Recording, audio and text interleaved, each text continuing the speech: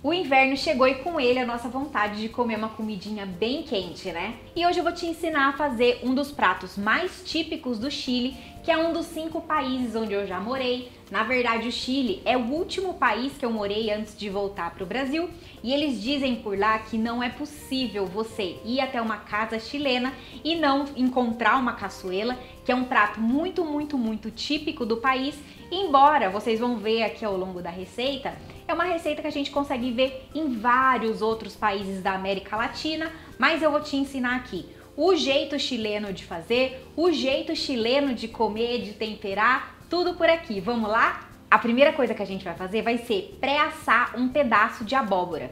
Se você já me acompanha por aqui ou nas redes sociais, já deve ter me ouvido falar várias vezes dessa dica de ouro aqui para você não quebrar a sua mão na hora de cortar uma abóbora, porque o vegetalzinho duro pra gente cortar, né? Então eu sempre dou uma pré-assada nela. Primeiro que o sabor fica delicioso. Eu, pelo menos, amo vegetal assado. Acho que potencializa o sabor. E segundo porque ela fica macia. Eu consigo cortar sem quebrar a minha mão. Então, pra mim, tem receita com abóbora? Eu já tenho na minha cabeça que vai pro forno antes. Então, antes da gente começar, vou levar ela para o forno pré-aquecido a 180 graus por 5, 10, 15 minutos. E por que varia?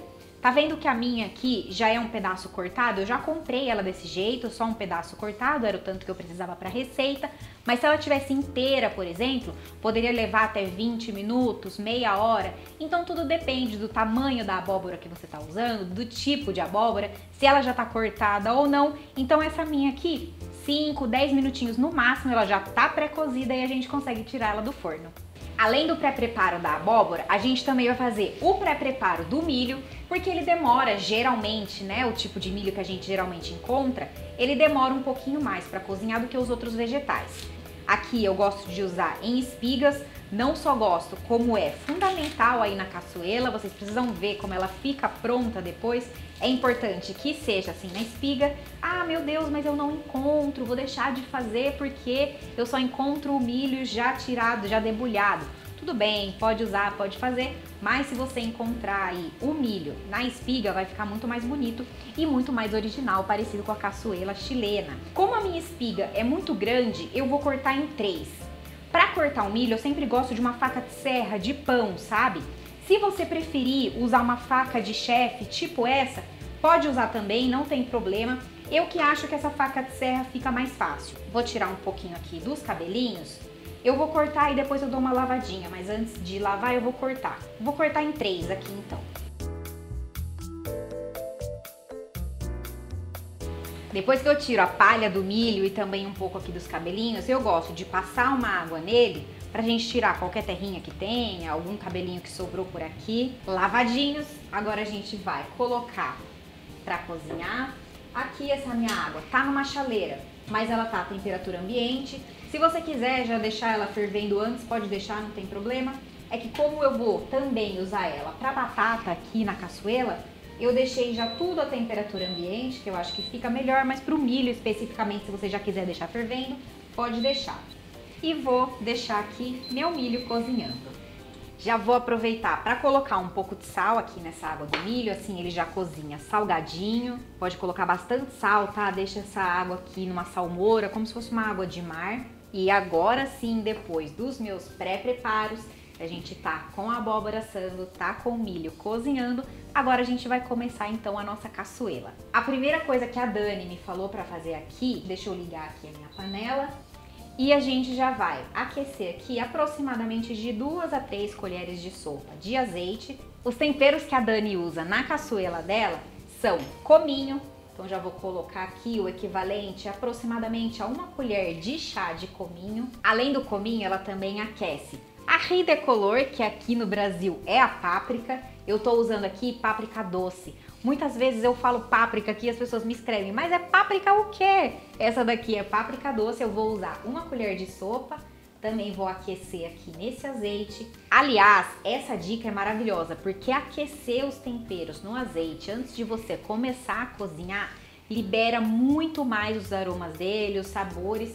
Então é uma boa coisa, sempre que você se lembrar, colocar o azeite aí na panela até antes da cebola, antes do alho, coloca já os temperos que você vai usar, aqui tá com um perfume tão maravilhoso que eu não consigo nem descrever pra vocês.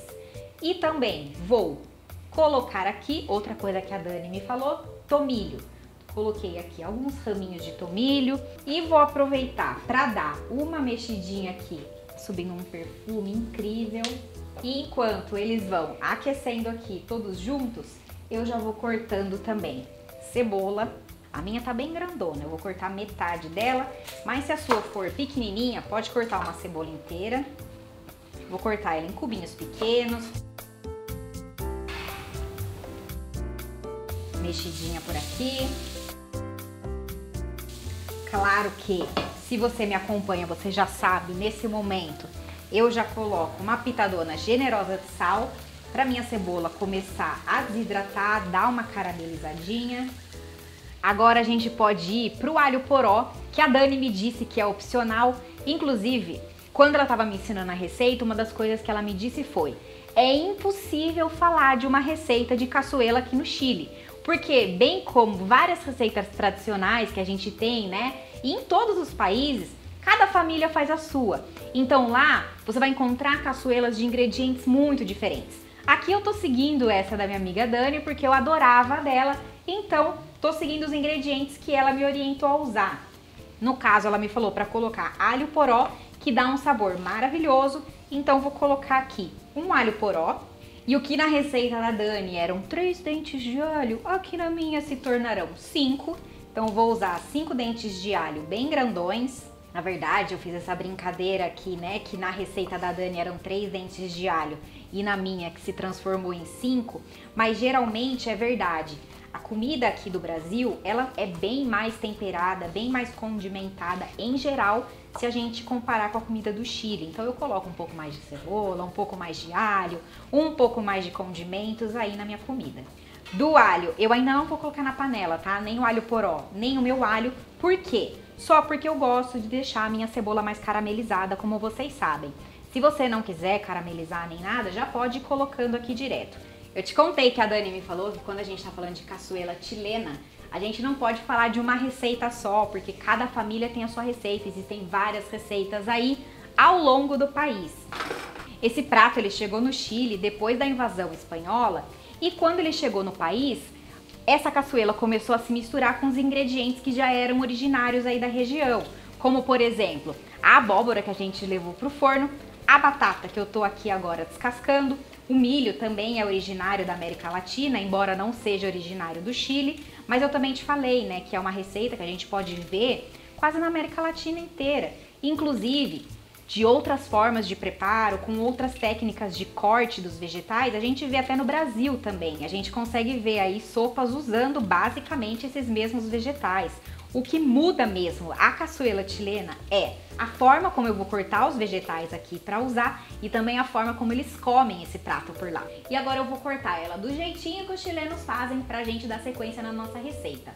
E sim, vou cortar em pedaços bem grandes. Aqui no Brasil, geralmente, quando a gente vai fazer uma sopa, alguma coisa, a gente costuma cortar em cubinhos bem pequenininhos, né? Eu, pelo menos, adoro uma sopa em cubinhos bem pequenos. Mas não é assim que eles fazem a caçuela por lá, é em pedaços grandes. Tá vendo, ó? É bem grandão assim mesmo, talvez inclusive eu esteja fazendo menor do que eles fazem. Se você encontrar uma batata menorzinha por aí, pode cortar só ao meio, eu acho que fica um tamanho ótimo para você fazer a sua caçuela. Agora sim, a gente já pode colocar o nosso alho, porque a minha cebola deu uma bela caramelizada. Esse sabor que vai ficar na nossa caçuela é muito, muito, muito gostoso. Então vou colocar aqui o alho e também o meu alho poró. Vou dar uma mexidinha por aqui para incorporar todos os sabores. Aqui essa etapa é super rápida. E agora aqui eu vou te falar a verdade. A Dani me falou para cozinhar as batatas em uma outra panela. Como eu sempre faço a minha sopa já com a batata aqui, eu até dou uma grelhadinha nela, dou uma corzinha nela, eu já vou colocar minha batata aqui, ela já vai ficando com mais sabor, vai depositando. Se você quiser cozinhar essa batata em uma outra panela, como eu tô fazendo com o milho, você pode. Se não, você já coloca essa batata aqui, como eu tô fazendo. Tô respeitando o tempo da cocção de cada vegetal. Então aqui a batata demora um pouco mais, então tá sendo a primeira que vai entrar. E depois sim, eu entro com o resto dos vegetais que cozinham um pouco mais rápido. E a gente já pode, então, encher essa panela com água. Aqui a minha água, ela tá a temperatura ambiente. Isso porque, se você coloca uma água já quente na batata, pode ser que essa batata encrue. Sabe quando você pega uma batata que tem pedaços que estão super bem cozidos e pedaços que estão crus? Sim, isso pode acontecer se você colocar a batata numa água já quente. Pode ser que dê certo, você vai me falar, mas eu faço isso e dá certo. Sim, pode ser que dê certo, mas em algum momento pode ser que não dê tão certo assim. Então, por isso, eu sempre coloco água, temperatura ambiente na minha batata. Olha a cor que já subiu aqui, tá cheio, cheio, cheio de sabor, cheio de aromas. E agora então já podemos cortar a nossa cenoura. A cenoura eu não vou descascar, ainda que eu vá usar pedaços grandes de cenoura, assim como eu usei pedaços grandes de batata. Também pedaços grandes, mesma coisa. E ela me mandou cortar no comprimento da cenoura. Vou esperar essa água ferver antes de eu colocar a cenoura, para eu deixar minha batata dar mais uma cozidinha, não deixar minha cenoura muito mole enquanto a minha batata ainda não tá cozida. E enquanto isso, então, eu vou cortando minha vagem. A vagem, ela também me falou que a gente tem que cortar no comprimento para ela ficar grande. Algumas pessoas podem cortar no meio se quiserem. Eu vou só cortar ela assim, como ela me falou. Enquanto isso, o meu milho já tá pronto aqui, vou desligar e vou tampar a minha batata para essa água começar a ferver. Assim que essa água começar a ferver, aí eu vou colocar o restante dos vegetais. Como o meu milho já tá pronto aqui, vou tirar ele do calor e vou dar sequência aqui a minha caçuela aqui, ó. Essa ferveu, hein? A gente tava esperando a água ferver para seguir com os outros vegetais. Agora já tá fervendo. Vou colocar aqui a minha cenoura, com cuidado, tá? Que tá fervendo agora. Então vou começar primeiro pela minha cenoura. Vou deixar ela aqui uns minutinhos a mais do que eu vou colocar a vagem. Então vou deixar ela aqui um pouquinho antes. 5 minutinhos depois no máximo.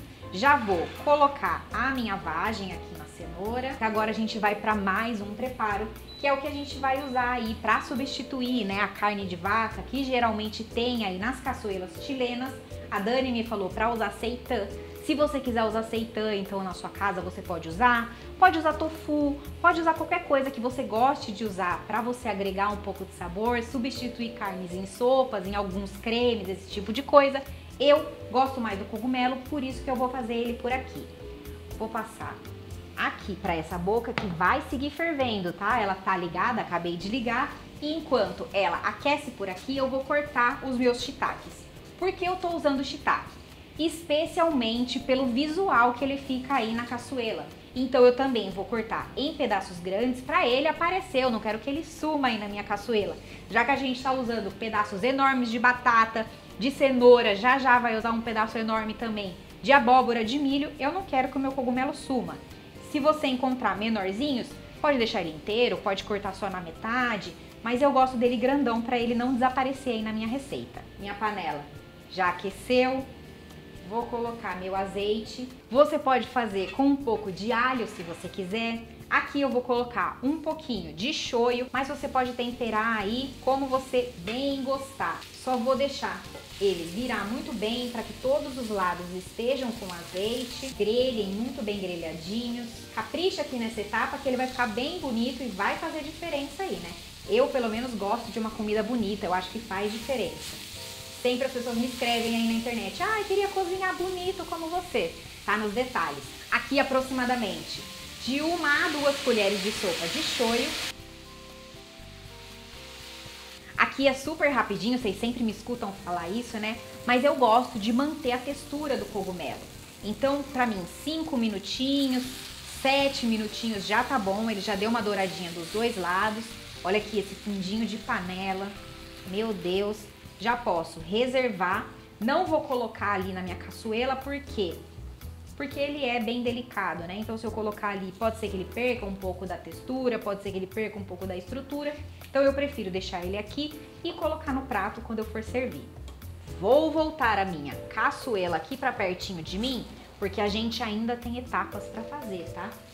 Deixa eu dar uma olhada como estão meus vegetais, se eles já estão quase no ponto. Cenoura, minha cenoura já tá al dente. Batata também. Agora é a hora então da gente colocar a quinoa. Se você não tiver quinoa, não gostar, você pode usar arroz. Grande parte do Chile usa arroz aqui nessa etapa, mas a Dani me escreveu e me falou para usar a quinoa. Aqui a minha já tá demolhada, eu deixei ela secar depois do demolho. É bem importante que você faça essa etapa, principalmente para você não ter aquele sabor da quinoa que é um pouco mais amarguinho, sabe? Então faz aí o demolho bem feito e depois você coloca aqui na sua sopa, que em 15 minutinhos vai estar pronto. Eu falei sopa, mas eu quis dizer caçuela, que nada mais é do que uma sopa de qualquer forma, né?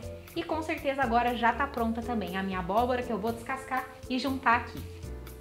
A abóbora em mãos, já dei a minha pré-assada.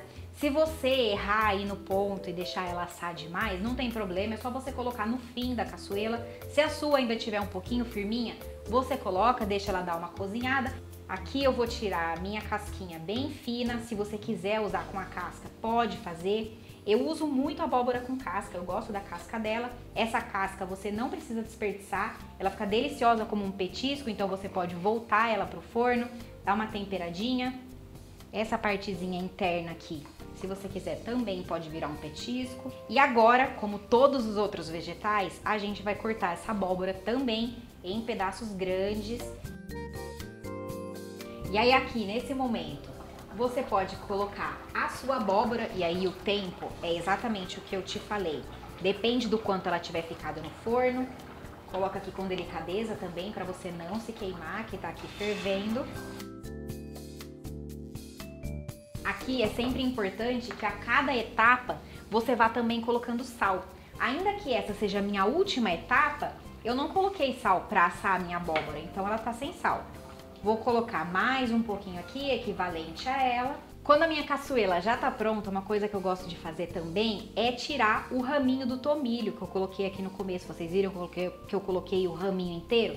Tô tirando ele aqui. Se você tiver colocado só as folhinhas, aí não precisa se preocupar. É claro que para minha caçuela eu vou usar a minha paella de greda. Se você já viu a minha receita de pastel de choclo, que é uma outra receita super típica aí do Chile, você já sabe que isso daqui significa em português uma cumbuca de barro, né? Um pote de barro. Se você não conhece essa receita, já tá no meu Instagram, nas minhas redes sociais, no YouTube, em todos os lugares, site. Então eu vou usar ela aqui de novo pra gente comer essa outra receita chilena, que ó, tá pronta por aqui, deliciosa. Vou servir aqui uma cumbuca generosa pra mim, com esses pedaços grandes, porque é assim mesmo que eles fazem.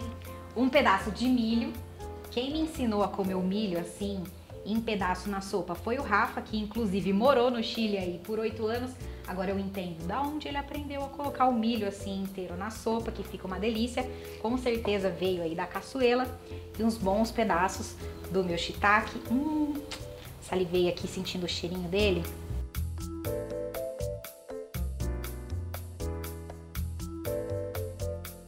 Eu espero que vocês tenham gostado e até segunda-feira que vem.